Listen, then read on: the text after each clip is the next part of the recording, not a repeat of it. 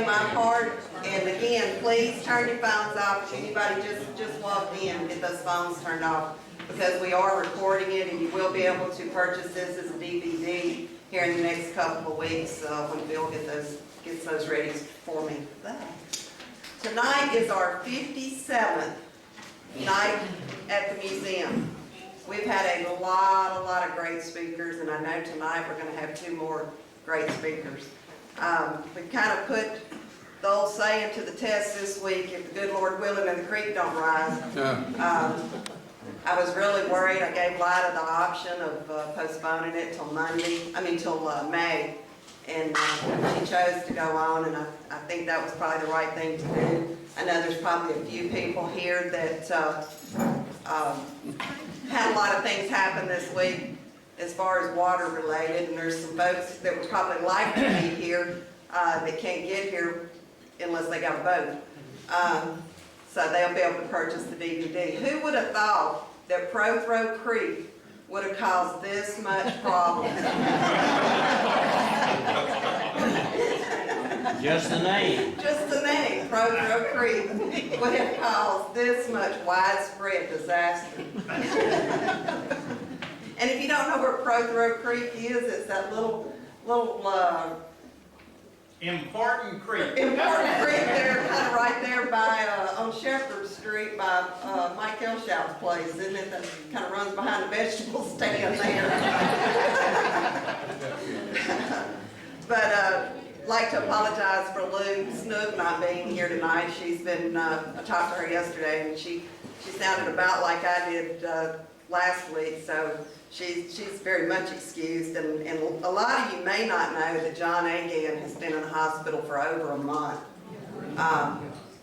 Really had some major issues going on with his health. He went in first, I think, with phlebitis, then they found out he had blood clots. Then he's also a diabetic and ended up with some staph infection and lungs and just all kinds of ailments. But I think he's on the uphill swing now and in rehab. So y'all put John for sure on your prayer list, because he is an invaluable asset to this town with all his knowledge. And I mean, he just helps me with just about anything I do. I can always rely on John, you know, to give me some information. So y'all for sure keep him on your prayer list. Our next speaker is going to be Timmy McKitchen. A lot of you know Timmy, a lot of you don't. If you ever go to Nita's Barbecue and you've been there in the last 50 years, Timmy's been there. Timmy's worked at Nita's for 50 years and started there when I think he told me he was 14 when he started working at Nita's. And he's going to do some fishing stories. He loves to fish. He also loves to write poetry, and he's got a new book out, and he's just excited to get to do this. So y'all be sure to come back and listen to Timmy. It'll be different. It'll be something we've not had before, I'm sure. And I tried to get him to tell Nita's to cater that for us. Our May event, Corlou's working on that right now. It's we're trying to get a program together on the Minden Redbirds. So we'll be working on that, and hopefully that's what our May program will be. And now we're going to get right into the speakers, and neither one of them need an introduction. And I believe Lida's going to be speaking first, and then she'll introduce the following speaker. She probably knows him pretty good. So.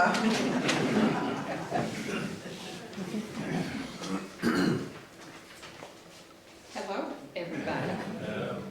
I am not a speaker, but turn this right way up. Maybe I can get through this. She may not be a speaker, but she can damn sure give direction.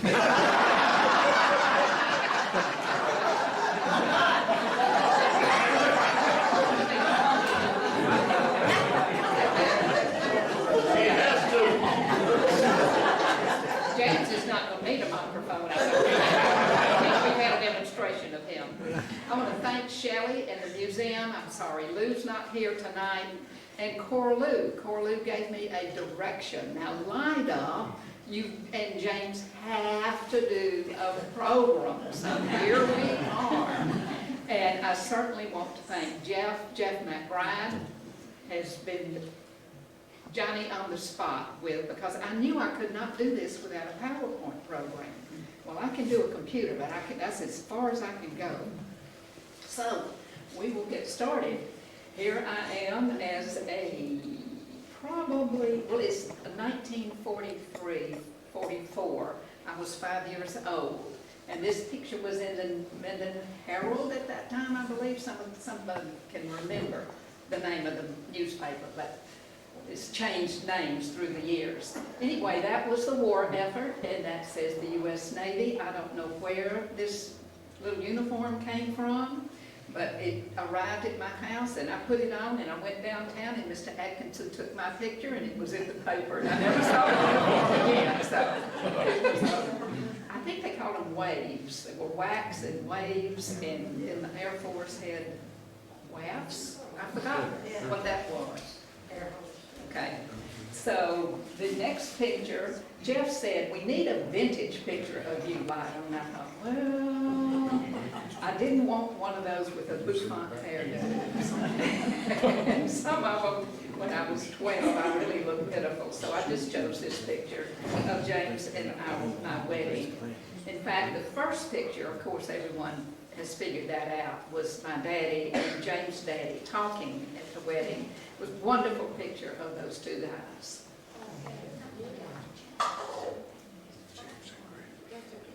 Okay, Robert Roberts was my great-great-grandfather. His mother came to New Orleans in the 1830s.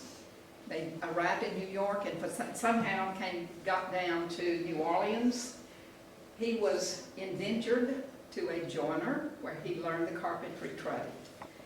I have we've given those to the museum at Tulane. We had his indentured papers, which just kind of faint on the left-hand side of that, above the little watch. You can see some writing. Those are pictures of his indentured papers. He signed it with an X, which is amazing to me because he was a very successful man in a hurry after he got to New Orleans and was 16 years old, learned the joiner's trade, established the, let's go to the next one. He established the Louisiana Steam, Sash, and Door Company.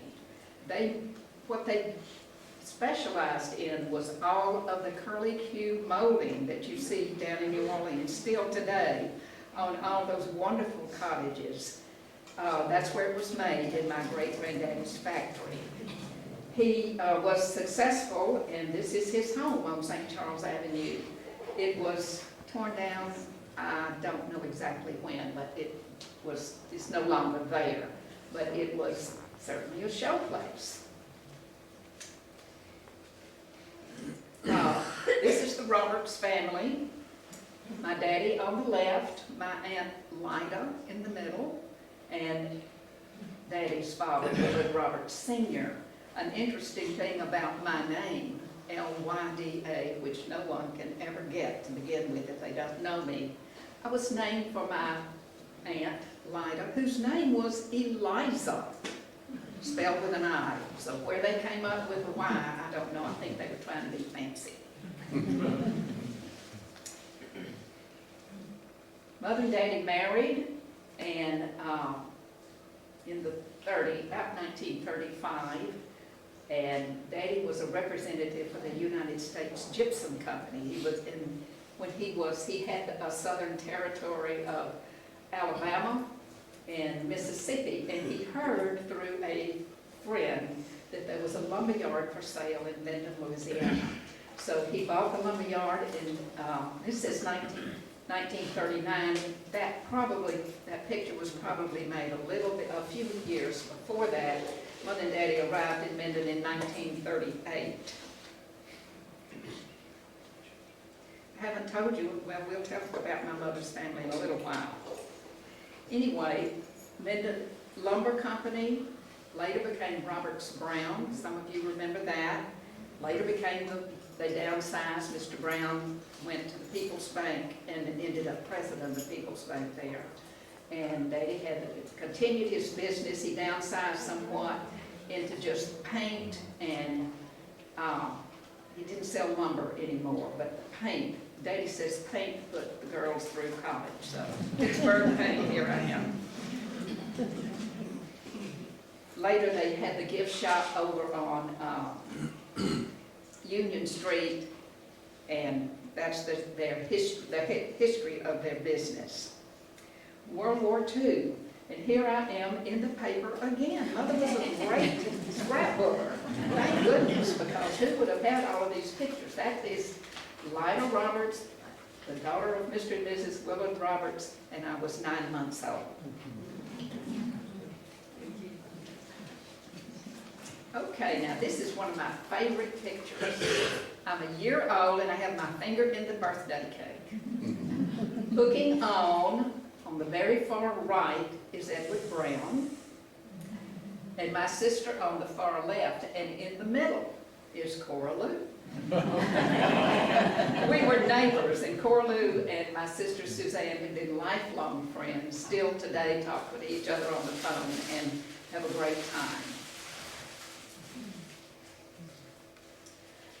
Daddy was really joined in Minden. He was the Chamber of Commerce, the Lions Club. He was president of both of them, maybe more than once. I really can't remember that. Joined the Episcopal Church, and I had a picture, but then I didn't get that to Jeff. But he was instrumental in building the Episcopal Church there on Broadway, and his name is on the cornerstone. Oddly enough, there's no date on that cornerstone, which was a real oversight. I'm big on dates, and James is big on dates. Here I am again. The war effort. Didn't we see this picture already? That's the one we started with, yes. Okay, right, that was the one we started with. This was downtown in Minden and during the war effort, and somebody have the pointer. David, you have the pointer. You see Willard Roberts in right there. That's Daddy. And up on the desk with the microphone is Greg Kitchen Sr. They had a rally downtown during World War II where they sold war bonds, and it was a big crowd. I see, if you look carefully, you'll see people from the Minden High School band there. So it was a big community event. And for that event, Daddy got a coin from the U.S. Treasury Department, thanking him, yes, his name on it, it's over here somewhere, for his war effort. But the war was really big when I was growing up. That's another newspaper picture. Here I am in my Girl Scout uniform. You can't see anybody's face. That is Eugenia Sutel Kennan, the first lady of Louisiana at that time. They had a big celebration to welcome the native son, Robert Floyd Kennan, back to town, and after he was elected governor. On the far right is his father, Mr. Kennan, and all I know is Mr. Kennan. I think the second man in, and someone can correct me if I'm wrong, is Ira Flowers, who was a minister in the Methodist Church. Maybe wrong there. Bring up that next picture. Here we are. On the left is Jenny Woodard Kennan now. There I am. I said I have bedroom eyes in that picture. And then on the right is Mary Jo Skinner Kirkland. This picture was on the front of the New Orleans Times-Picayune magazine. They used to put out a color magazine. It was newspaper, but still on Sunday. So there was the water sprites of Minden. We were in Hancock, weren't we, Jenny? Yes, we were. Yes, you were. Here we are lined up at Victory Park with the entire swim team in our hated black racing suits. They were absolutely dreadful. But all of our medals, and we spelled out Minden with them in our trophies. We were state champion swimming team a number of years in our high school years. Who's the lady on the lower right? The lady on the lower right. I'd have to give that some thought. I can't remember. Jenny, you may know. Now, that's Laura. That's left. Laura, I know that's Ginger, and that one's, Ann Mays, Ann Harlan is Mays. standing. Yes, Ann Mays is right there. She's not sitting, maybe she's on her knees. I know everyone else but that. I'm not gonna tell you which one I am.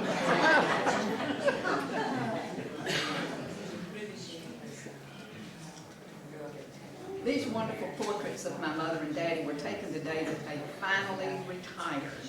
They're my favorite pictures of them because they look just like them.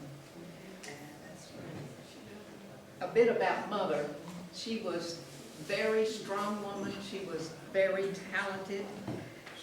Raised 4 daughters while fulfilling a role as the leader of the Women's Department Club, St. John's Episcopal Church, and the DAR.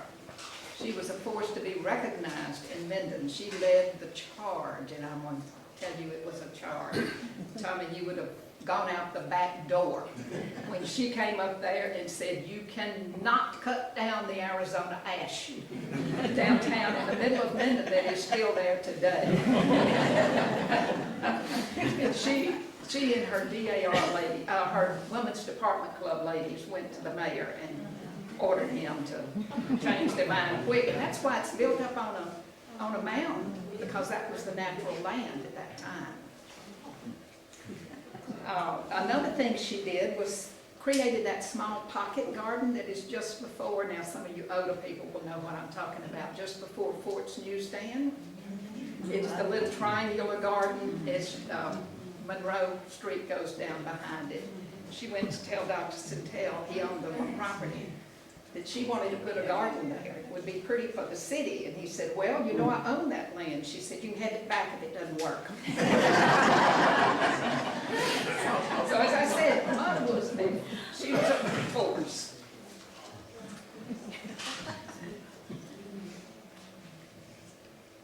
That's James and Sarah, and James said I had to put this picture in there, and I had to put Milo's name. Milo was the dog.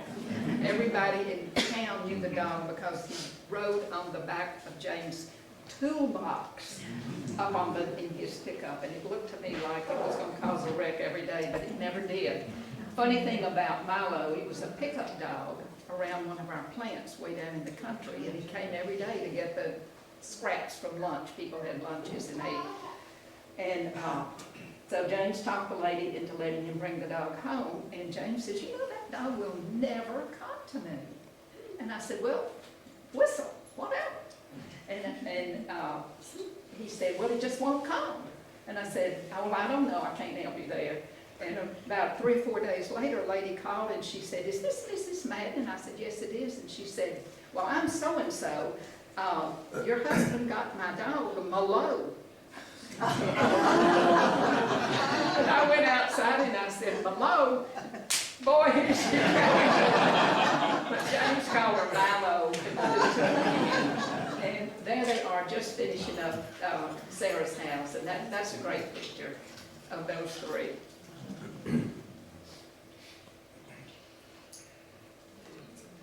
This was after we got the granddaughter girls, Catherine on the left and Savannah on the right. And this was a Christmas card in 2004. And we just wanted to know everyone, we had these beautiful daughters. I was Woman of the Year 2007. Went to the Civic Center. James was there, this, that, and the other. We were sitting there waiting and going through all the presentations and so forth. And all of a sudden, who comes out of the curtain on the stage is my sister, Elizabeth. And I think, oh, no. And so she gave the warm-up to that Lina Madden was the Woman of the Year. It was great, great, great honor. And this was another wonderful honor, mainly because it has to do with Webster Parish. And they asked us to do this on our families as they pertain to Minden and Webster Parish.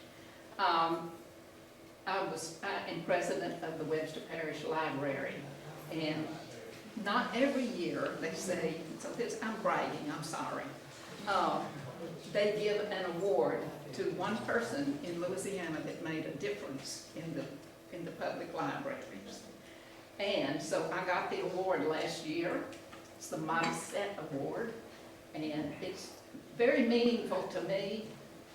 My daddy was the president of the Webster Parish Library.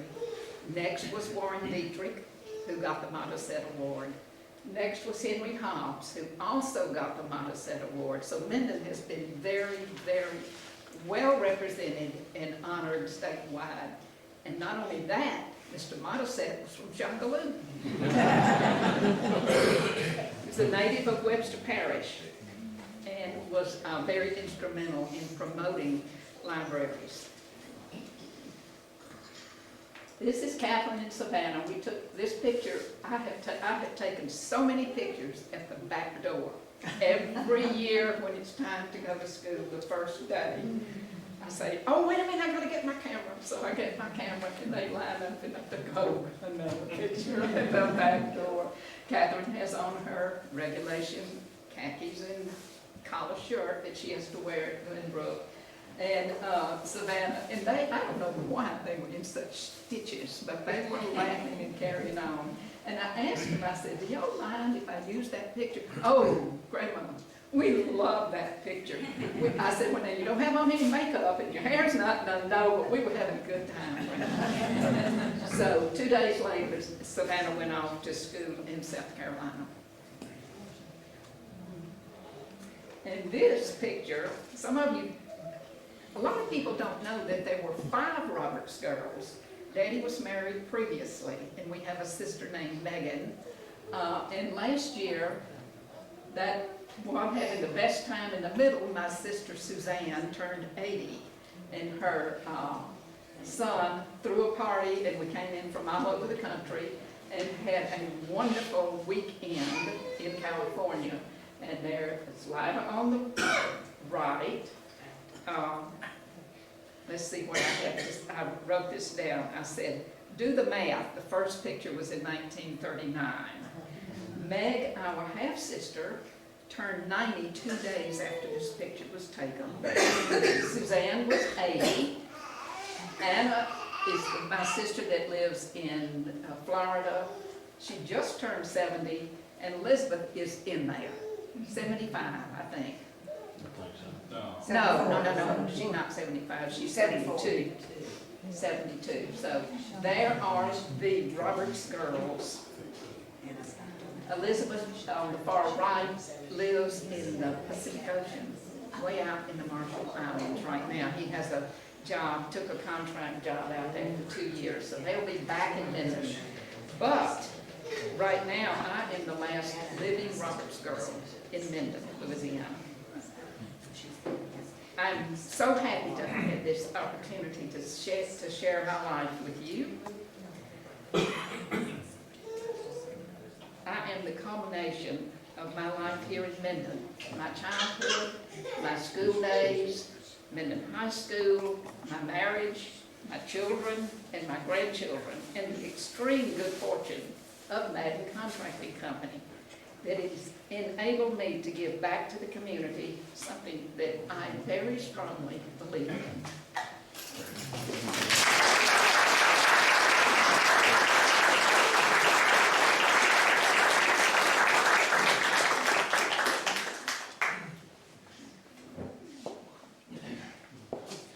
Y'all watching you watch light up more than her light.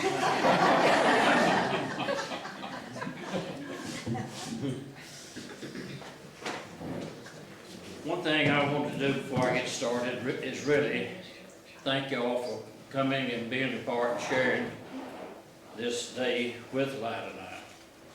It's important to us, and there's a lot of people here today who've made a lot of difference in my life, in my family's life, and in the world that we have lived in, and I guess you'd say to a degree created. And it's been a wonderful trip. Wonderful experience. As you see right here, what we have, I asked my son John to help me a little bit with the Madden family history.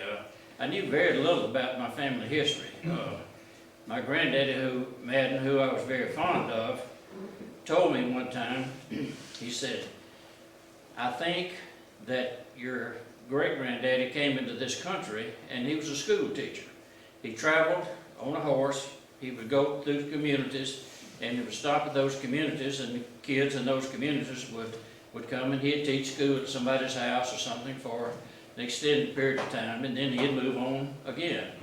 But he came into this country and as a school teacher out of the Carolinas.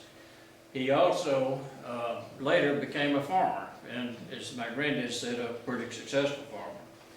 This coat of arms you see right here is thanks to my son John, and I'm going to ask him when I get through. John has a lot better knowledge than I do about the Madden family, but John found out that that we came to this country from Ireland, and the coat of arms right there is the old Madden, is the way they pronounced it in Ireland. Everybody was O'Kelly or Old Madden or stuff like that. But that was the coat of arms. And the castle that you see right here is the last O'Madden castle in Ireland. And Oliver Cromwell, according to my historian John, and John went to Ireland to gather up all this information, spent some time over there, and he said that this castle is the last remaining standing castle in Ireland, and it's situated on 14 acres of land. It was the only castle when the English came in and took over Ireland that they destroyed all of the castles. There were, I think John was, and we may be repeating some things, but the castle was the one of 5 and this was the only one left standing. And Cromwell gave this castle to one of his sons, so he had the castle for an extended period of time. One thing that and if you have sons or daughters, you will learn this. I learned it every day. John sitting there at the table yesterday with he and Lila and I, and we were talking about the history of our family, and John showed us a picture of the castle, and he said, that's the Madden castle in Ireland on 14 acres of land, and I'm in negotiations as we speak to buy it. I'm going to buy that castle, and we will have our family castle intact. So this, I thought, was kind of a unique thing. It would never cross my mind to buy a castle in Ireland. Anyway, John did, or is. This is a picture of a Christmas parade here, and it's about probably 1950 or 49 or 50, and my father started the first ready-mix concrete company in Minden after World War II. He came here, learned to run heavy equipment, working for Braswell in the sand and gravel business, and he learned to run equipment, and so the guy that owned the Braswell told him, said, Grady, you ought to go into the ready-mix concrete business. And so, anyway, with a little help, Daddy didn't have any money. We moved up here after World War II from Heflin, came off of a poor old cotton farm, and we didn't have 2 nickels to rub together, but that was all right too. I was telling Jenny Kennan today, I said there was a lot of those guys that came from the war that came back here and did some good things. They built, steel mills, automobile dealerships, banks. They did a lot of good things, those GIs did. But there's like in everything, I told Lila, there's always a story in the story. And I'm gonna have to tell this right quick, since I'm talking about the concrete business, Lila's father, as you saw, owned Minden Lumber Company. And all of the houses that were built in Minden at that time had been built on piers. So there was no concrete slabs. Mr. Roberts built the first house in Minden on a concrete slab. And that's the house that Lida grew up in, over here on the Louisville Road. So, Mr. Roberts had a little gasoline mixer that he would pull out on a job site somewhere, and they would put the sand and gravel in the skip hopper and wheelbarrows, and they'd mix the cement and concrete, and they'd go out to the slab and pour the slab. Well, when Daddy got into ready-mix concrete business, he became a direct competitor of Mr. Roberts. And I heard some bad stories about Mr. Roberts. He was a stingy old rascal. And what he meant by that, my dad, World War II was over, but cement was still rationed. And there was only one cement company in Dallas that would serve this area, and that was Lone Star Cement. And so Daddy, naturally, if you're going to be in the concrete business, you need to buy some cement. And he'd go to Mr. Roberts, and he may let him have some, and he may not let him have some. So anyway, their relation was really not that great for a period of time. And I remember when I started dating Lida, Daddy asked me one day, said, "Who's that girl you going with?" And I said, "Well, that's Willard Roberts." He said, "She ain't akin to that guy that owns that lumber yard that you ever seen?" I said, "That's the one." He said, "I don't know about that."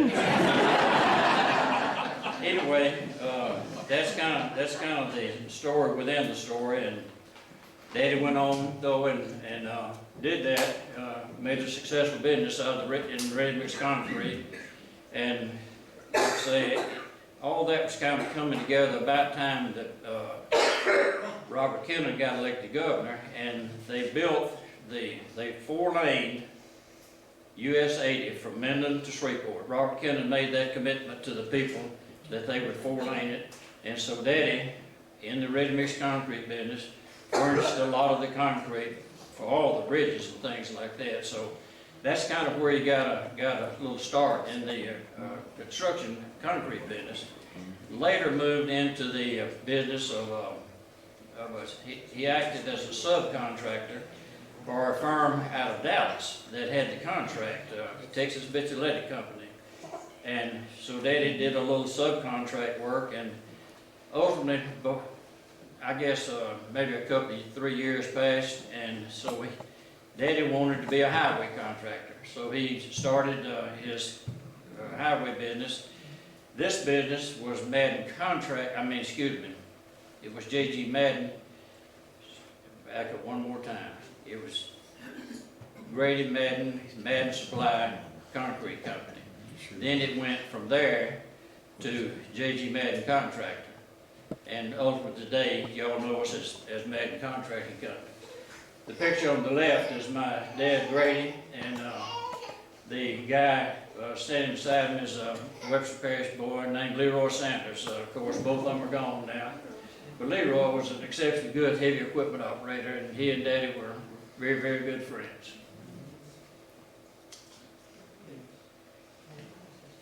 Okay, this is see where I left off. This is Claude Huckabee on the left. David, you can point to that. Irvin Thompson is the next. Leland Mims, Frank Treat, and my dad. And what that was, Daddy took a big interest. He wanted to have him an airplane.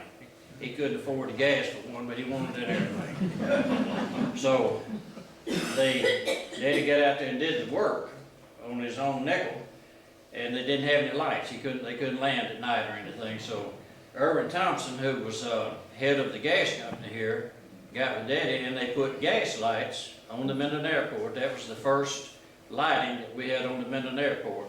And that's a picture of those guys, and you can see the light, one of the gas lights there is, I guess that's in front of Leland Mims. Okay, that's a picture of myself right here in 1962. We bought our first asphalt plant, and that was, we were getting ready to do a test run of it. The highway business used to be what they called a chip seal, where you shot liquid asphalt on the road, you put rock on top of it, and you did that 3 times, and that was what we call back then a blacktop road. When we bought this plant, the highway department started doing asphalt, what they called hot mix. And that plant was one of our first plants, and it was located here on Sydney Road across the street from where Clement is there today. And that's three of my fine sons. As you see right there, Doug's not with us here today. He's off good timing, I think. But John, of course, is in the top there. David on the left, and Doug's on the right. And that's our little girl, Sarah Margaret. She, I don't know, they're probably 2 or 3, something like that. That's a picture of Dad and I holding the plans for the first Walmart store that was built in Minden. I never will forget, I was where, what is the name of the drugstore? Walgreens? Is it Walgreens? Okay, yeah. Where Walgreens was a big, big bottom. I was down in there working for, there was a group of businessmen here, 10 of them bought that property, and they wanted to put some big covers through it. And so I was down there working for them, putting those covers in, and I was about 10, 15 feet below the ground level, and I looked up and my daddy was standing there. Some guy I didn't know, and anyway, Daddy motioned me to come out of the ditch there, and it was Sam Walton. Sam Walton was going around the country, and he was making deals with different people to build him stores. And those stores were, of course, owned by individuals, but he would give you a 20-year lease. So Daddy thought that was a good deal. So anyway, we didn't have the money to buy the property, much less build the store, but we did it. So that's the way we did a lot of things back then. That's a picture right there of at the home of Judge Harmon Drew, and a bunch of us, we were, the next to Major Penguin there is Senator Russell Long. Y'all, some of you will recognize Senator Long. Russell was getting ready to run for re-election, and Harmon called me and said, we're going to, a few of us get together, and Russell's going to come by. We need to get together and support Russell. So that's what that group of men were doing there. But you see Senator Russell Long, myself, Harry McInnes, Marcus Wren, and Harmon Drew are there in that picture. Before I get in this picture, I want to say one other thing, is that, and I don't know if do we have any pictures in here about when we started Webster Bank? I thought we did. I don't remember that. Anyway, I want to say this. I want to say this before I get into this picture. My dad never had very good credit. And we had 2 banks in Minden, and he couldn't do business with either one of them. So he got mad about that one day, and he came out on the job to see me, and he said, let's start us a bank. I thought he was nuts. But Daddy had ideas like that. He dreamed big, and believe it or not, some of them worked. But he said, I'm going to talk to Senator Jack Montgomery, who happens to be sitting right there, and he said, we're going to go to Baton Rouge and talk John McKithen, who was the governor, into giving us a charter for a bank. So anyway, believe it or not, some time passed, and a lot of scratching and fussing and fighting with the other 2 banks and all of that. We wound up and got a charter. Marcus Wren, who is here, and I saw Marcus somewhere. Marcus was one of our first directors, and is really, as I've always told Marcus, he's always been my hero. Marcus is a person that his glass is always more than half full. This right here is a picture. The highway work in Louisiana had got soft. We didn't have much work, and I went to Texas and kind of did some inquiring around over there, and we decided that we would move to Texas. We would build a plant and leave the plants that we had here in Louisiana, we'd leave them here. So we went to Texas, and that's a picture of myself. The man in the middle is a guy named Bob Carville. Standing behind Bob is my brother Charles, who some of you don't know. Charles has been gone a long time, and then my dad. But anyway, we that was in about 1970, 77, somewhere along in there. And we bought some property over there in Longview, looked at Tower, Marshall, and Longview, and Mr. Bob Carver was such a salesman that he told us, he said, you need to be in Longview. And so we did. It was a good decision, and today we have 2 plants in the Longview area there. Okay, that's my dad standing in front of our new corporate sign. We had just built what is now our home office here in Minden, which is 1 mile south of the interstate, where our offices and where our plant and our construction yards and things are. And we had just put that sign up, and Daddy come by and got his picture.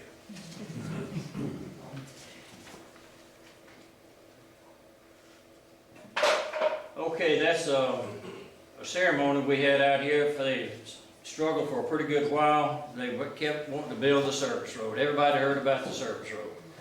And so we finally got the funding for it. Of course, the highway department let the contract, and we were the successful bidder. And that was when we were having the ribbon cutting that day. That's what that picture is. That's just a picture right there. I believe the newspaper was doing what they call Profile. the profile edition. That's right. They were doing the profile edition, and they wanted, and that's a picture of myself and my 3 sons that appeared in that profile edition. As you can tell by the looks of them, they're several years ago.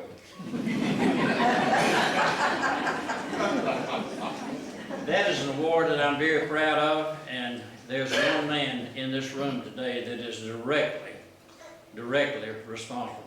I didn't deserve it, but I had a man that was my hero. Marcus Wren told him if they didn't make me man of the year, he was going to quit the Lions Club. Anyway, I guess through default, I got the man of the year, of which I was very proud, and I'll always look to Marcus and with eternal thanks there. These are pictures of myself. I retired in 2013 after 55 years with the company.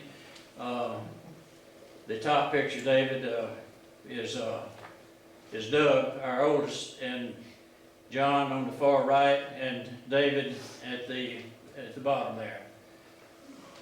Really, what made our company what it is today, it's the people who work for us, the people who helped us. And really, when my sons finished college, all came home, all found their respective place within the company, and we had more people to look after things. And my sons took a real strong arm in that and did a masterful job. I'm bragging on my own, but I am proud of my boys. And Doug is our administrative officer of the company. David and John say he watches the purse strings. If you got to get anything done or you want to buy something, you got to go by Doug. He holds the purse.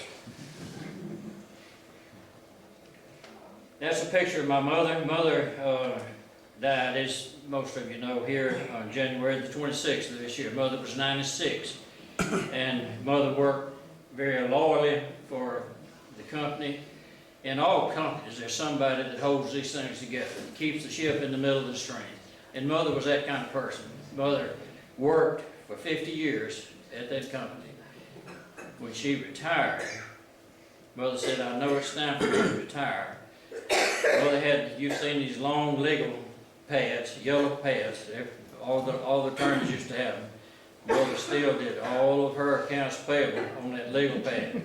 And so when they started putting all these computers and things in the office, she said, I can't do that. So she said, it's time for me to retire, which it was. Mother had done a yeoman's job, and if anything that I can say is, she's the reason we made it.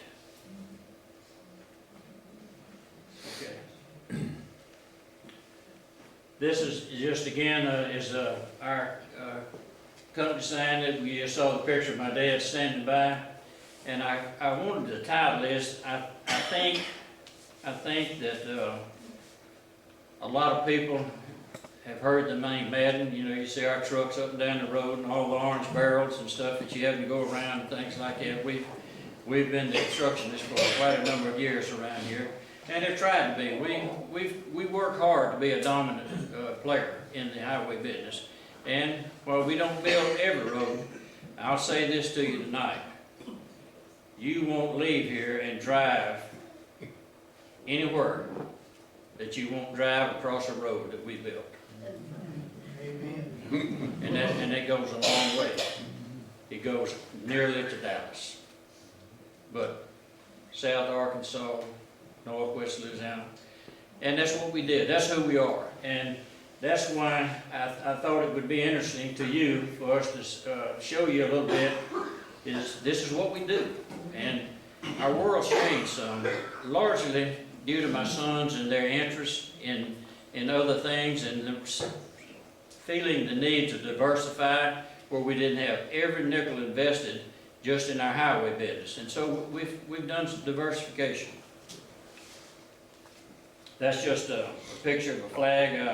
I always wanted a flag. So when we built the office down there, we put up a nice flagpole and we lighted the flag where we don't never take it down. It flies day and night, 24/7.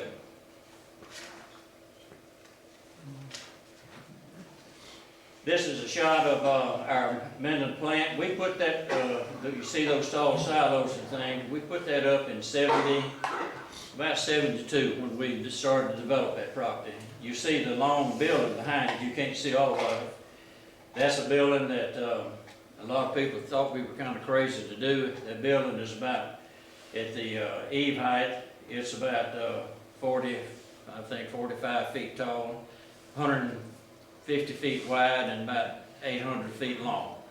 And what that building does is that we put our materials, particularly our fine materials like sand and real fine stone in there.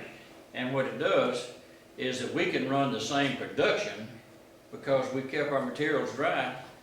We can run the same production in December that we can run in July because our materials are kept under that. And when gas was $16 an MCF, that made a lot of difference on that bottom line too. Of course, gas is a little over $1. That's not that big a deal today, but we still got our bill. That's just a picture of one of our loaders. We usually have about 2 or 3 of those loaders on all of our yards, and what they're doing is most all the aggregate that comes into our plants and yards comes by rail.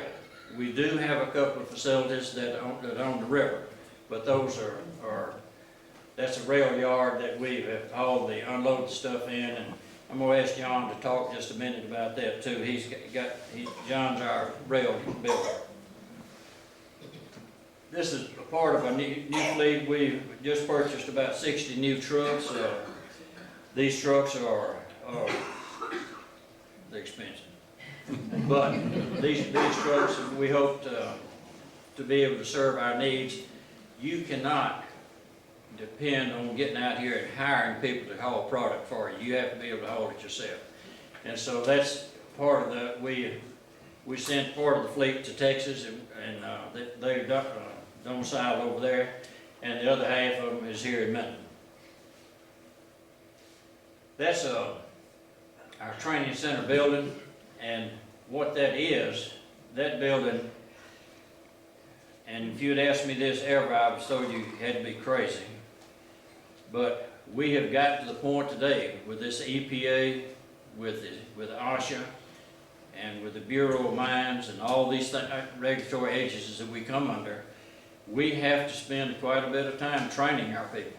Safety and all the rules and regulations that go with all that.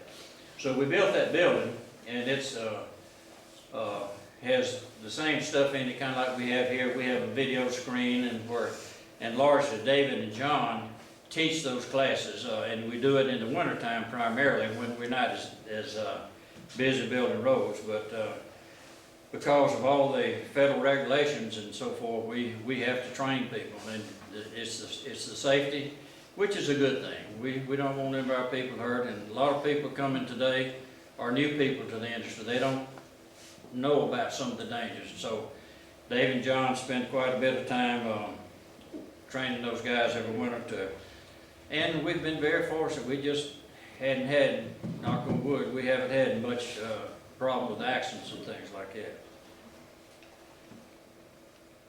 That's a picture right there of a typical picture of our, what we refer to as our roadway paving operation. You'll see the truck dumping into another machine that dumps into a paving machine, and then you see the yellow on the far left are the rollers, and that's there are 3 of those rollers working behind those machines. But that's what we do. That's a typical paving operation right there. That's what it takes to do what we do. This is a picture of a log yard that John built when we wanted, this was kind of John's baby. He wanted us to get in the timber business, and we were forced to. John made some good purchases. We bought quite a number of acres of timberlands, and what you do in the summer months, you fill all that log yard up, and we have big sprinklers. It's just like sprinklers in your yard that keep that wet. You can see some of the water in the roads, but you can't see the sprinkler. But those are just long rows of timber, and then that's the loader loading out a loader going to the paper mills. That's the loader. You can't see it very well, but that thing has got a cab that's way up at the top of it. Show them the cab, David, up at the top. That's where the operator sits, where he can see over the load and see what he's doing. This is a new rail spur that John just finished. We have found that if you're going to be in this business, you got to bid in a big way, and all of our materials that come to our yards that I've told you about largely come by rail.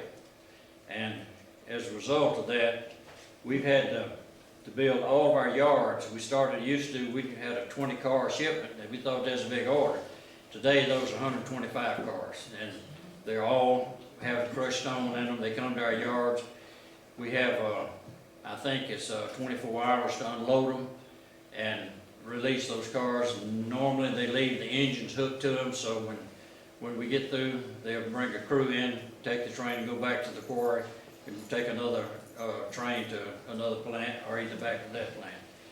But that's a new rail spur. Y'all have seen it going down the Sibley Road. People ask me if we'll be building a bridge across the road there, but that's where that rail terminates. So the yard goes way on back around and goes back down to the main line. That's a picture of Muddy Bottoms. That's right there. What is that, John? Is that the Spray park. That's the spray park? You can see the size of Muddy Bottoms. Muddy Bottoms is about a 5,000 or 6,000 acre deal. You've heard about Muddy Bottoms, some good, some bad. But the road that goes down the side there, not the one in front, but down beside it, is where the RV people park all that. We've got like 180 or so spots for people to park their RVs, and when we have an event, those things fill up. That's what we call a cabin. They built 3 or 4 of those cabins up there, and they lease them out for the weekend or for the event. But that's on the lake there.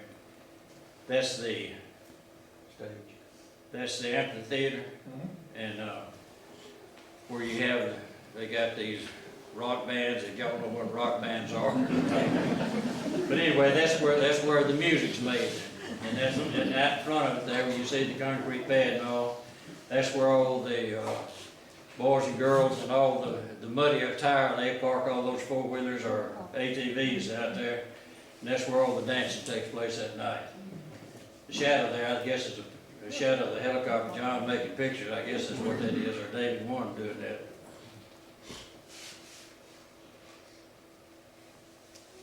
That's just another view of it. That's an island where we have a lot of campers camp out over there. But it's, like I say, it's, I don't know how many acres or, miles of road that we got out there, but John will give you a little bit more on that as we get into that. That's where everybody tries to go right there. That is what is known as the mud pit. When you go off in that thing, you may never come out again.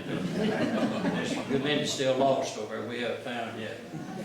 But that's where they get in with these ATVs and they go down there and they want to see if they can go across that mud and that water. And most of them get stuck, but that's really what they want to do, because here come the rest of them with their ATVs and with their winches and go to pull them all out, and that's a big deal. Needless to say, that's for a younger generation, Martha. This is a picture where I told you we had two facilities. We get barge loads of gravel, of crushed stone, and that's a picture of the Hannah Port down, which is west of Coshada, and that's where we unload crushed stone for our road operations, and a lot of that stone goes into the oil field for roads and sites and things like that. That's the machine we unload with. It's a little bit different. It doesn't dig like a normal traco would. It's got a big, huge clam bucket on it. And the barges are pulled up beside him, and he walks back and forth there, dipping out of those barges. And when he gets just about through, he picks that little machine up you see right here behind him and sets it down in the barge. And he does what we call the cleanup work. He gets it all cleaned up so before we release that barge.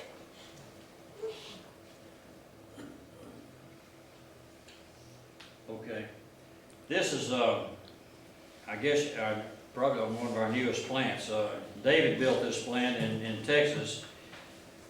When we built our first plant in Texas, and we still have it in operation, but since we built the first one, I built one or two plants because we keep getting bigger and we keep upgrading, we keep getting the plant sizes bigger.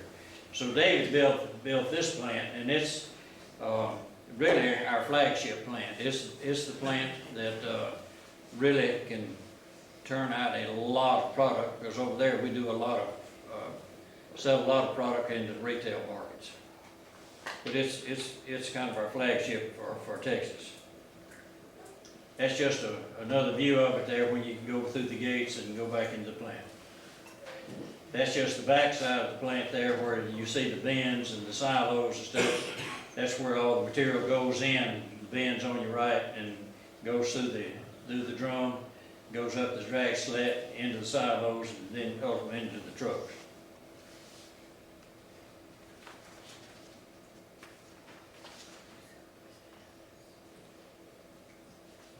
Okay, that's a picture there, and I refer to it as the Peace River country. The sons got interested in going into the raising elk in Alberta, Canada. And Alberta province is one of the western provinces. It's next to British Columbia, which is the most western Canadian province. And that's a huge, huge drainage system up there. The river, believe it or not, drains to the north, which in our country everything drains to the south. But it's a big drainage system, and that's where they began raising the elk there. That's just one of the big elk there that when they were raising the elk, they're not raising elk today. We made it a full cattle operation. Is what it is today. That's a current picture, so you can see the snow on the cattle for out of sight there, but that's just one of the cattle feeding operations. That's just another one that goes.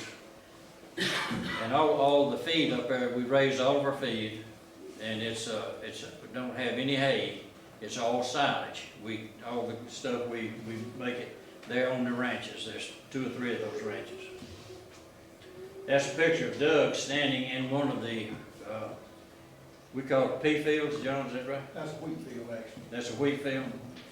And they'll cut that just like you cut hay, but they cut it green, and we'll see another picture, but you see how tall the stuff grows up there.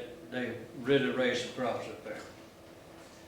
That's where it's been cut, and then machine is picking it up, and they're putting it into these big trucks. That's one of the trucks dumping the silage out in huge stockpiles up there. That's the big tractors that we have. You see the blade on the front of it. They put that stuff in these stockpiles, and you want to pack it down pretty firm. And what that stuff does, you can leave it there for, I don't know how long, but we've left it there for over a year, and when you scratch it about 3 or 4 inches down, it's solid green, like the day you put it in there. It preserves itself. That's a dryer system up there because they have more grain than we need, and so they're drying that grain, and then it goes into those silos that sell in the markets.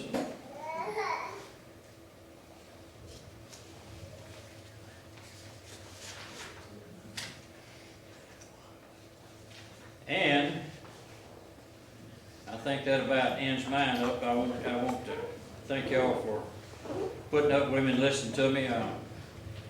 One thing I wanted to say, I got to back way up, and some of you will understand this. But in 1955, I met Loudon, and she was a junior, and I was to be a senior that year. Jenny was in the same class with Loudon.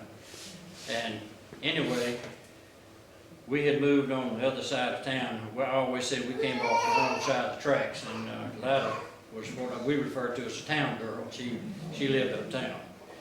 But anyway, she and another girl named Joanne Williams, I think, they'd walked back and forth from their homes to the school every day.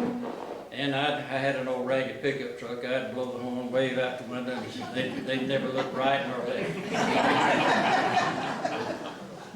Anyway, so I wasn't doing very good there, but you don't never know when lightning's going to strike. It came the Christmas Library Club Christmas party, and of all things, Lida invited me to go to the Christmas for that. Anyway, as a result of that, Lida and I started dating, and I graduated that year in '56. She had another year in school, and I always told everybody I thought she was the finest, best looking thing I ever laid eyes on, and I still do.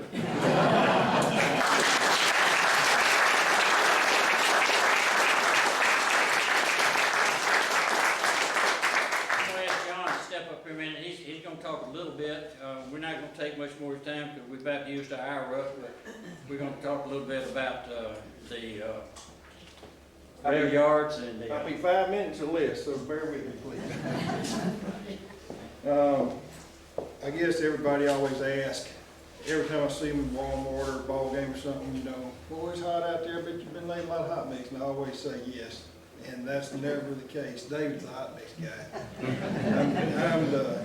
I didn't even know what I was already the other day. I'm the industrial development guy, I guess, for a fancy term. But like I said, I'll be real quick. For the last probably 7 or 8, 10 years, all I've been doing is building railroad tracks for us at our facilities or expanding existing ones that were small. Basically, well, in Louisiana and Texas. And I'm going to tell you a few facts for just this year. We brought 2,600,000 tons on rail in this year.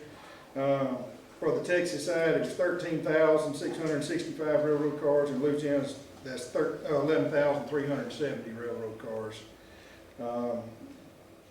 That's 25,000 total. And if you want to know how long that train would be, it would stretch from Wascom, Texas to Vicksburg. Like I say, 25,000 railroad cars. We also brought 103,000 tons on barge out of Kentucky. It comes down the Mississippi and back up the Red, and we unload it down there. Typically, all that barge material goes in for just oil field use, typically. We bring in our railroad on 4 different lines, the Burlington Northern, Union Pacific, Kansas City Southern, and the Watco. Doug, I kind of make the deals, and then Doug's obviously our office guy that, you know, signs them and dots the i's and crosses the t's for us. And Doug likes to say, and he's always right, that our entire business is a geological and a geographical problem. There's never any material here in North Louisiana for us to work with, so we always bring it from far-off destinations, being Central Arkansas, South Texas, Bridgeport area, Texas, up north of Dallas, or out of the mines in Kentucky. And the logistic problem is trying to get it here as cheap as we can possibly get it, and then put it into our bids. So Doug's always working on that end of it. And just for a little bitty rule of thumb, you can push down the Mississippi River for $0.015 a ton mile. That's everything we do is in a ton mile, for $0.015 a ton mile. You can push it back up the red for 3 cents a ton mile. The railroads can push for 5 cents a ton mile. And ultimately, the most expensive thing we do is put it on a truck, and that's about 15 cents a ton mile. So we have spent a lot of money and a lot of years trying to get the material to our market as cheap as we can get it there. I'll give you another little interesting fact. Last year, in 2015, we burnt 847,000 gallons of gasoline and diesel in our market. And to put it in you ladies' perspective, if you don't know how much that is, if you fill up your car, say 20 gallons at the filling station, we would have filled your car up 42,371 times last year. And I'm going to be real brief on our operation in Canada. Like I said a minute ago, David does all the plant, paving, Doug does all the other office, insurance, legal, and all that. And we own about 25,000 acres of timberland that we actively manage for the paper mills and the dimensional lumber mills around. We started off with just 640 acres in Canada, but we own 9,300 acres now. Last year we cut a little over 200,000 bushels of barley, oats, and wheat on it. We cut about 25,000 to 30,000 tons of silage Diddy was talking about to feed the cows. We grow every bit of that on our own property. We've got 1,600 cows up there that last year were sky high in price, and we did really well. But the cereal grain crops that we don't use in our cattle operation, we put them on a truck it to Rycroft, Alberta, and put it on the Canadian National Railroad, and it goes to basically all points of the compass there. That's all I've got to say. I will say this real quick, that my wife, Melissa, and Jerry and Cindy, we did all go to Ireland last summer, and the castle you saw there, they actually call it a strong, Tower house. say again? Tower house. Tower house. I missed the word. But the lady in the pink there was a lady named Catherine Kelly. She currently owns the land, and her and I are in negotiations of me buying the land from her. So it's real special. It was the last Madden castle built there. It was built in 1643, and Oliver Cromwell came in 1645, took it over and threw us all his Maddens out. So and I'm actually glad they did, because we'd be farmers in Ireland right now. We're better off than we are. So I appreciate Jerry and Cindy going with us. I read a book not too long ago. It was about the Martin family here in Louisiana. And the name of the book was Life by the Board Foot. And they are the biggest privately owned timber growers in Louisiana. Great people. They spent their money well. And I'd like to think that we did ours by the ton. So we've spent a lifetime in it, selling hot mix by the ton. So I thank y'all. That's all I got to say. David wants to say something about our Jupiter Fuels deal. You may never even heard of it, and you absolutely won't understand it. So he's going to do his best.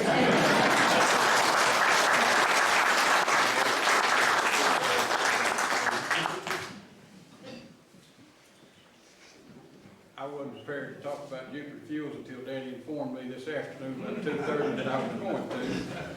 There was actually a little article in the newspaper a couple of weeks ago, and we have, because we've been blessed, Doug and John and Daddy and I and Mother, we decided we wanted to give back to Louisiana Tech, but we didn't want to give it back to the football program. We decided we wanted to give it back to the math and the science.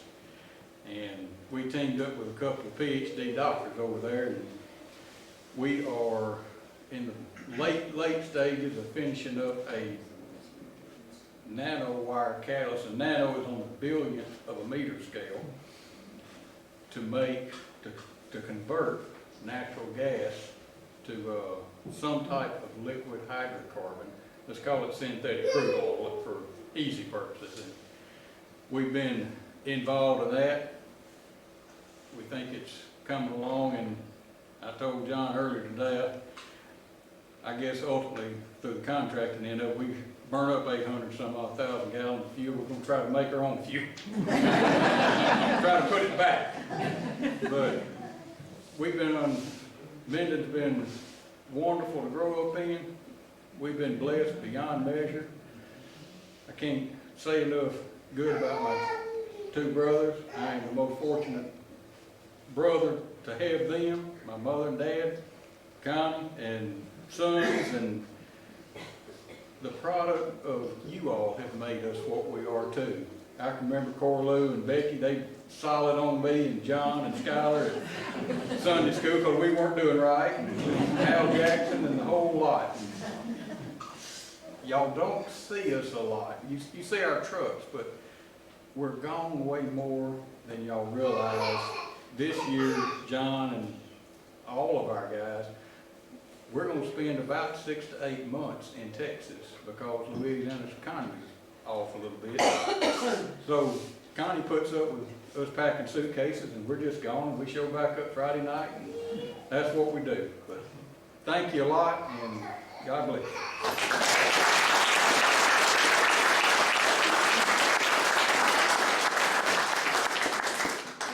I don't know where Shelley is, but like I said, I thought y'all would be interested, and this is what we do. We started out just graded Madden with one mixer truck, and today we are really looking at working some of the world markets, and we feel blessed to have the opportunity, and only if you live in this country can you have that opportunity.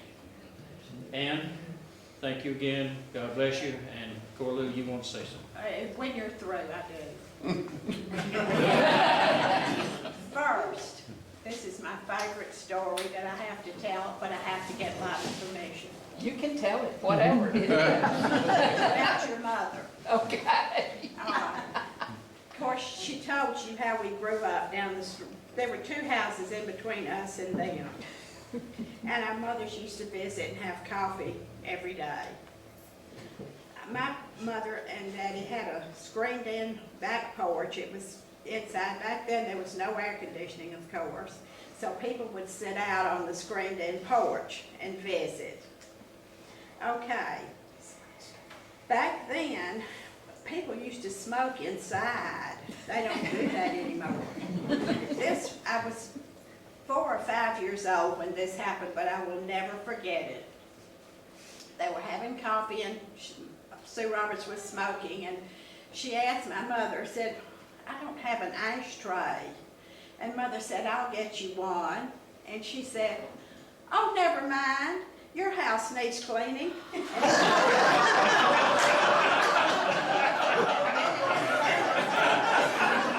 makes it so funny to me is that somebody would say that about mine.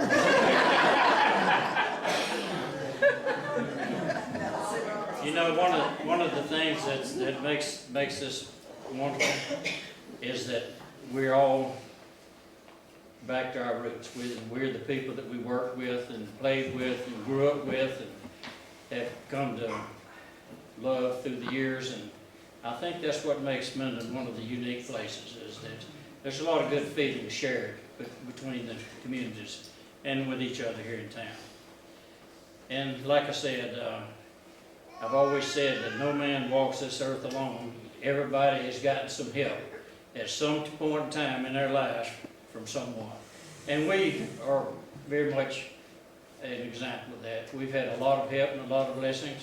We worked hard, but still, we wouldn't have done what we did, got where we are, if we had not had the blessing of our fellow man. Thank you.